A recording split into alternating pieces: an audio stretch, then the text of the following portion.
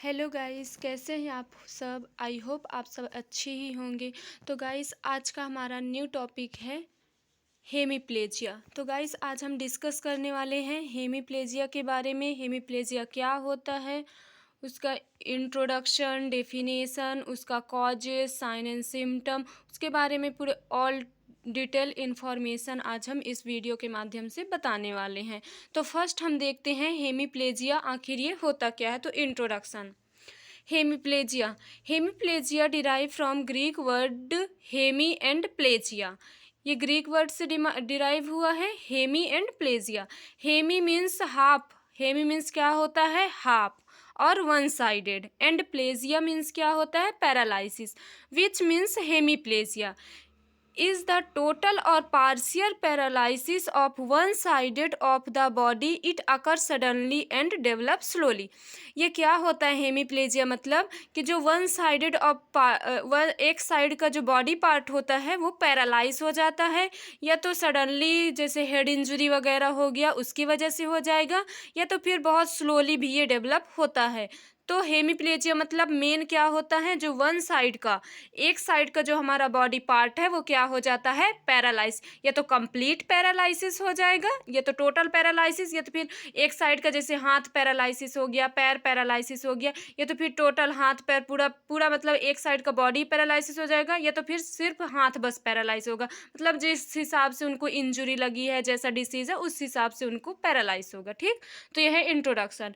Then definition. Hemiplegia is defined as the total or partial paralysis of one side of the body that result from disease or injury to the brain and spinal cord. क्या होता है hemiplegia, इसमें जो total और partial, या तो total एक side का जो बॉडी पार्ट है वो पैरालाइज हो जाएगा, या तो फिर कुछ कुछ अंग जो हैं हमारे एक साइड के बॉडी पार्ट के वो पैरालाइज होंगे। ठीक, तो ये किसकी वजह से होता है, या तो कोई डिसीज़ हुआ है हमारे स्पाइनल कॉर्ड में, या तो ब्रेन में, या तो फिर क्या हुआ है, कोई इंजुरी हुई है, तो उसके हिसाब से अगर ऐसा कुछ हुआ है तो इस कारण से क्या हो जाएगा, हमारा एक साइड का जो बॉडी पार्ट है वो पैरालाइज हो गया। या तो ये लेफ्ट साइड भी हो सकता है, या तो फिर ये क्या, राइट साइड भी हो सकता है। ठीक, फिर second definition. Hemiplegia refers to loss of motion and sensation on one side of the body characterized by difficulty with speech and gait and muscles spasm. Hemiplegia क्या होता है, एक साइड का जो बॉडी पार्ट होगा ना उसका मूवमेंट जो है वो क्या हो जाएगा, लॉस हो जाएगा। उसका सेंसेशन मतलब कि कुछ भी सेंस नहीं रहेगा, उसको छुएंगे तब भी कोई फर्क नहीं पड़ेगा, ना हाथ पैर को ना वो हिला सकेगा ना उठा सकेगा, मतलब पूरी एक्टिविटी जो होगी ना one side of the body part का वो क्या हो जाएगा, पूरा उसका एक्टिविटी ही लॉस हो जाएगा। ठीक, ये था सेकेंड डेफिनेशन। देन हम देखेंगे इंसिडेंस, ये कितना किस जगह पे कितनी रेट में ये हो रहा है। ठीक, तो 16% to 72% of stroke patient develop hemiplegia. जिन पेशेंट के ये ज़्यादातर जैसे कि 16 से 72% जो ये होता है, जिस पर्सन को अगर स्ट्रोक हुआ है कि किसी भी कारण की वजह से, अगर जिसको स्ट्रोक हुआ है तो उसकी वजह से भी ये डेवलप हो सकता है। Approximately 85% were completed stroke. ये जो 85% होता है ना वो ज़्यादातर किसकी वजह से होता है, स्ट्रोक की वजह से। ठीक, और 13% has infertile hemiplegia and 2% occur from miscellaneous cause. ये जो 13% है वो इन्फेंटाइल हेमीप्लेजिया होता है, और 2% जो है वो मिसलेनियस मतलब कि किसी अदर कारण की वजह से होता है। The more likely to occur in women. ये ज़्यादातर किनको होता है, हेमीप्लेजिया, जिसको बोलते हैं हमारे लोकल भाषा में क्या बोलेंगे कि लकवा मार दिया है, ऐसे बोलेंगे। ठीक, तो यही है क्या, हेमीप्लेजिया। ये ज़्यादातर किनको होता है, वुमेन को होता है। Patient with large area stroke, अगर किसी को क्या हुआ है जैसे कि स्ट्रोक हो गया है तो उसकी वजह से उनको क्या होने का चांस रहेगा, हेमीप्लेजिया। ठीक, तो the hemiplegia is occur age between 50 to 55 year. ये ज़्यादातर किनको होता है, जो 50 to 55 ईयर एज वाले होते हैं उनको ये ज़्यादातर होता है। ठीक, फिर देखते हैं इटियोलॉजी, क्या क्या कारण है हेमीप्लेजिया, मतलब एक साइड का बॉडी पार्ट का पैरालाइज होने का क्या क्या कारण है। तो फर्स्ट कारण है ब्रेन इंजुरी, क्योंकि जो हमारा ब्रेन होता है वो सारे चीज़ों को मेंटेन करके रखता है। अगर ब्रेन में ही इंजरी हो गया तो इम्पल्सेस जो है वहाँ के नर्व डैमेज हो गए, कोई इम्पल्सेस जनरेट नहीं हो रहे, तो हमारा एक पार्ट क्या हो जाएगा, पूरा पैरालाइज हो जाएगा, उसका फंक्शन जो है वो डिसफंक्शन हो जाएगा, कुछ फंक्शन ही नहीं करेगा। ठीक। सेकेंड है सेरेब्रो स्पाइनल एक्सीडेंट और स्ट्रोक। अगर सेरेब्रो स्पाइनल जैसे स्पाइनल कॉर्ड में अगर कोई इंजरी आ गया तो उसकी वजह से भी नहीं, स्ट्रोक हो गया। स्ट्रोक मीन्स ये होता है कि जो हमारा न्यूट्रिशन है और ऑक्सीजन ब्रेन तक अच्छे से नहीं पहुंच पाता, तो जो ब्रेन का टिश्यू है वो डैमेज होने लग जाते हैं, डेथ करने लग जाते हैं। तो इस कंडीशन में भी क्या हो जाएगा, हेमीप्लेजिया होने का चांस रहेगा। ब्रेन में कोई इन्फेक्शन हो गया है, ब्रेन कैंसर हुआ है, स्पाइनल इंजरी हुआ है, कुछ कंजिनाइटल डिसीज है एंड डिजेनरेटिव कुछ डिसीज है, तो इसकी वजह से भी होने का चांस रहेगा। देन रिस्क फैक्टर, ज़्यादातर किन लोगों को चांस रहेगा, तो जिनको हाइपरटेंशन होता है, तो हाइपरटेंशन की वजह से जो हमारा आर्टरी वेन है वो अगर फट गया तो उसकी वजह से क्या हो जाएगा, अगर ब्रेन की जो आर्टरी है वो क्या हो गई, ब्रेक हो गई। ठीक। तो वहाँ पास क्या हो जाएगा, जो फ्लूइड है एक्यूमुलेट हो जाएगा, उसकी वजह से वहाँ का नेक्रोसिस कॉज करेगा, उसकी वजह से क्या होने लग जाएगा, उसको हेमीप्लेजिया होगा, वहाँ का ब्रेन टिश्यू जो नर्व वगैरह है वो सब डैमेज हो जाएंगे। ठीक। हार्ट डिसीज़ वालों को ये ज़्यादा होता है, हाइपरलिपिडेमिया होगा, तो जो लिपिड की वजह से क्या करेगा, ऑब्स्ट्रक्शन कॉज करेगा, ऑब्स्ट्रक्शन करेगा तो जो ब्लड फ्लो है वो ब्रेन तक अच्छे से नहीं पहुंच पाएगा, तो सेल्स वगैरह डेथ करने लग जाएंगे। एंड पॉलीसाइथेमिया की वजह से भी होता है। ठीक। फिर देखते हैं हम क्या टाइप ऑफ हेमीप्लेजिया, ये कितने टाइप का होता है। ठीक। तो फर्स्ट क्या होता है, facial hemiplegia. It is a partial hemiplegia where the muscles on one side of the face are paralyse. ये क्या होता है, पार्शियल हेमीप्लेजिया होता है, इसमें जो हमारा एक साइड का फेस रहेगा ना वो क्या हो जाएगा, पैरालाइज हो जाएगा, वो किसी भी कारण की वजह से हो सकता है। ठीक। सेकेंड देखेंगे cerebral hemiplegia. When the hemiplegia is caused by cerebral palsy then it is referred to as cerebral hemiplegia. क्या होता है, हेमीप्लेजिया जो होगा ना वो सेरेब्रल, जो हमारा सेरेब्रल है ना वही क्या हो जाएगा, पैरालाइज हो जाएगा, तो उसको क्या बोलेंगे, सेरेब्रल हेमीप्लेजिया। ठीक। फिर होता है spastic hemiplegia.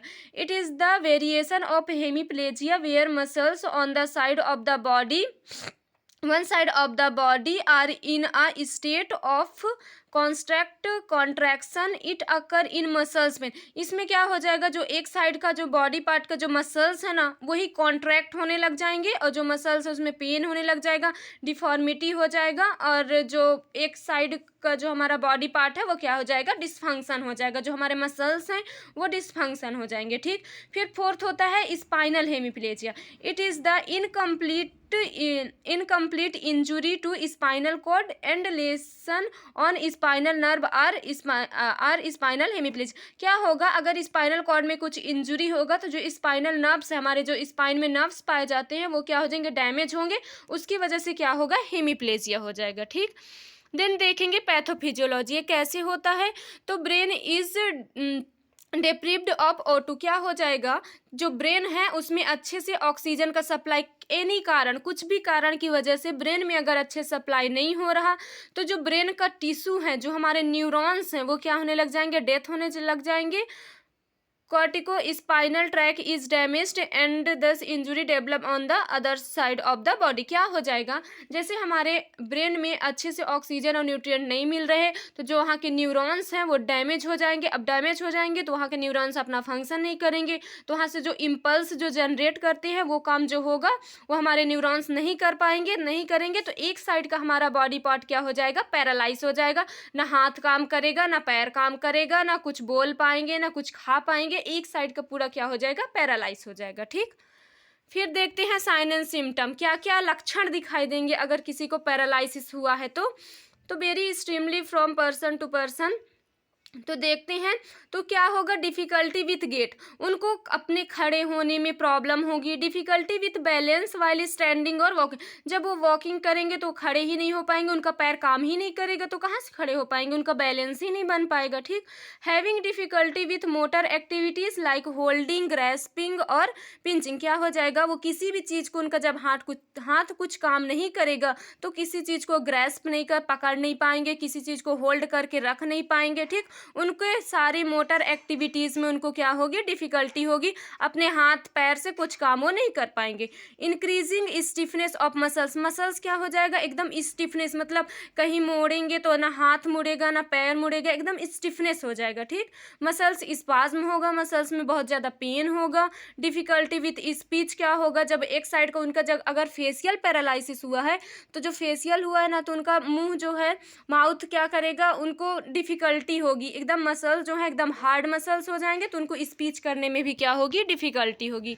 Then difficulty swallowing, उनको खाना खाने में भी डिफ़िकल्टी होगी। Significant delay during standing, travelling and speaking करने में भी उनको डिफ़िकल्टी होगी। The majority of children who develop hemiplegia also have abnormal mental development, अगर सेरेब्रल हेमोप्लेजिया हो गया है तो क्या होगा, उनका जो मेंटल डेवलपमेंट है ना वो भी एबनॉर्मल हो जाएगा। ठीक, बिहेवियर प्रॉब्लम होगा, उनको बहुत ज़्यादा एंजाइटी होगी, बहुत ज़्यादा गुस्सा आएगा, इरिटेबिलिटी होगी, लैक ऑफ कॉन्सेंट्रेशन होगा एंड और कॉम्प्रहेंशन। ठीक, इमोशनल एंड डिप्रेशन, वो बहुत ज़्यादा डिप्रेशन में रहेंगे, क्योंकि किसी भी डिसीज़ से कोई पर्सन सफ़र करता है तो वह खुश तो रह नहीं सकता, तो बहुत ज़्यादा डिप्रेशन में चले जाएंगे, उनके शोल्डर में भी पेन होगा।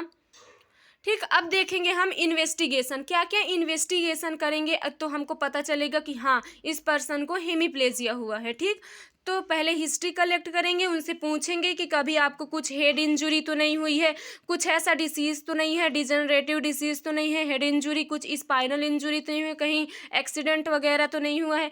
फिर फिजिकल एग्जामिनेशन करेंगे, उनका मोटर फंक्शन देखेंगे, हाथ पैर कुछ काम ही नहीं करेगा उस कंडीशन में तो। ठीक, फिर ब्लड टेस्ट करेंगे, through the blood test know about the blood infection, क्योंकि ब्लड इन्फेक्शन या ब्लड डिसऑर्डर की वजह से भी ये हो सकता है, तो ब्लड टेस्ट करेंगे तो हमको पता चलेगा ब्लड इन्फेक्शन के बारे में। ठीक, सिटी स्कैन एंड एमआरआई करवाएंगे, अगर जैसे कि ब्रेन में कुछ इंजुरी हुआ है, स्पाइनल कॉर्ड में इंजुरी, कहाँ पास इंजुरी हुआ है, तो इस चीज़ को हम लोग जब सिटी स्कैन या एमआरआई करवाएंगे ना, तो उसमें पता चल जाएगा कि कहाँ पास क्या इंजुरी हुआ है, कौन सा नर्व डैमेज हुआ है, तो हमको पैरालिसिस या हेमीप्लेजिया हो गया है। और ईसीजी करवाएंगे तो उसमें से हमको क्या जो हमारे हार्ट का फंक्शन है उसके बारे में भी पता चलेगा। ठीक, फिर हम देखते हैं मेडिकल मैनेजमेंट, अगर हेमीप्लेजिया हो गया तो उसका क्या क्या मैनेजमेंट है। ठीक, तो Librium can be use to relax the patient, Librium जो होता है ना, ये मेडिसिन है, इसका यूज करते हैं पेशेंट को रिलैक्स करने के लिए। Antibiotic are use to treatment brain, अगर ब्रेन में इन्फेक्शन की वजह से अगर हेमीप्लेजिया हुआ है तो हम लोग एंटीबायोटिक्स का यूज करेंगे।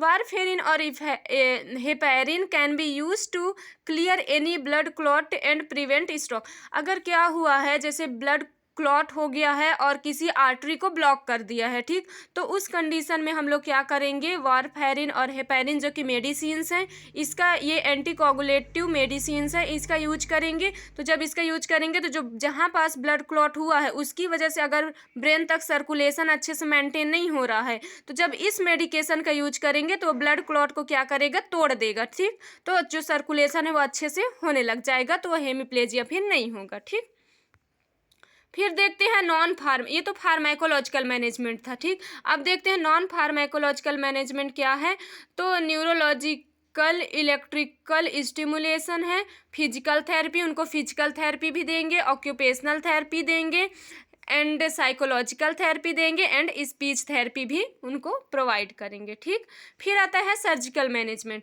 सर्जिकल मैनेजमेंट में क्या है, लेंथनिंग और moving tendon of muscles, tendon lengthening refers to the cut of surgically cutting part or all the tendon to create a long more functional tendon, क्या होगा जिस पार्ट में अगर वो हो गया है जैसे कि पैरालिसिस हो गया है, उस मतलब कि मसल्स या टेंडन को हम लोग क्या कर सकते हैं, रिमूव भी कर देंगे, उसकी तो उस पार्ट को रिमूव कर देंगे, तो इसको ऐसे सर्जिकली भी मैनेजमेंट कर सकते हैं।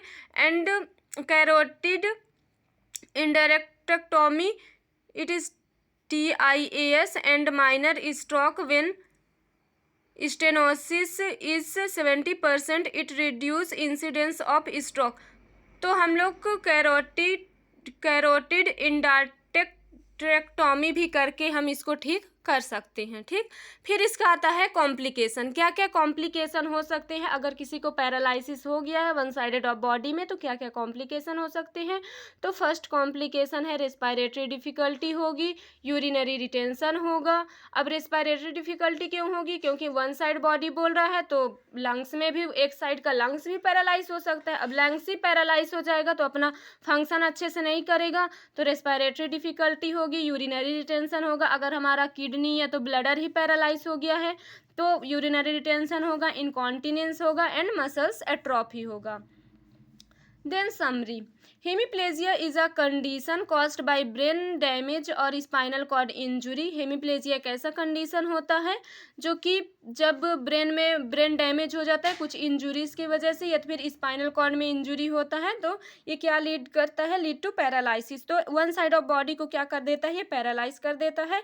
ये कॉज करता है weakness, problem with muscles control and जो मसल्स होंगे ना वो क्या हो जाएंगे, स्टिफनेस हो जाएंगे और मसल्स कंट्रोल्स भी नहीं होंगे। The degree of hemiplegia symptom very depending on the location and extent of the injury.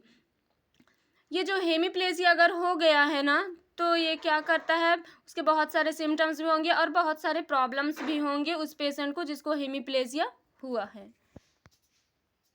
Thank you for watching this video.